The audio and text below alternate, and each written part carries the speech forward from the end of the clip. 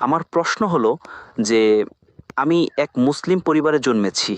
আমার বাবা মা মুসলমান ছিলেন। আমি এক নিষ্পাপ শিশু।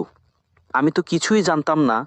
আমি যখন জন্মেছি এবং বড় হয়েছি, তখন আমার মন সেই জিনিসটিকে মেনে নেই যা আমার বাবা মা আমাকে শিখিয়েছেন।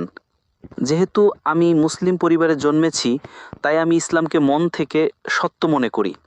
এখন যেমন আমাদের লক্ষণ ভাই এসেছিলেন, একজন নিষ্পাপ শিশু। সে কিছুই জানে না যে ধর্ম কি, রিলিজিয়ন কি। আর সে যদি খ্রিস্টান পরিবারে জন্মায় বা হিন্দু পরিবারে জন্মায়, তো সে সেই জিনিসটাকেই ফলো করে, সেই জিনিসটাকেই তার মন মেনে নেয় যা তার বাবা মা তাকে শিখিয়েছেন এবং তার মনে ঢুকিয়েছেন। তো সে যদি খুব ভালো একজন মানুষ হয়, সে খুব ভালো একজন মানুষ, সে মানুষের সাহায্যও করে, খেয়ালও রাখে, খুব ভালো মানুষ। কিন্তু যদি সে এই অবস্থায় মারা যায়, তাহলে কি সে জাহান্নামে যাবে না জান্নাতে যাবে? যদি জাহান্নামে যায়, তো এটা কি ন্যায় না অন্যায়? ভাই সাহেব, আপনার নাম কি বলেছিলেন? আব্দুল বাসিত রিন্দ। আব্দুল বাসিত। বাসিত রিন্দ। রিন্দ। রিন্দ একটি বেলুচি জাতি। রিন্দ। জি, রিন্দ। আব্দুল কাদির ইসলাম আব্দুল বাসিত। শেখ আব্দুল বাসিত ভালো কারি ছিলেন, মাশাআল্লাহ।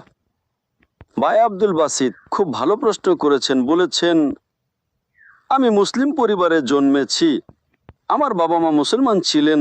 আলহামদুলিল্লাহ আছেন না, আপনি ছিলেন বলেছেন, কিন্তু ভুল হয়ে গেছে। মুসলমান আছেন, যা তারা শিখিয়েছেন আমি কবুল করেছি।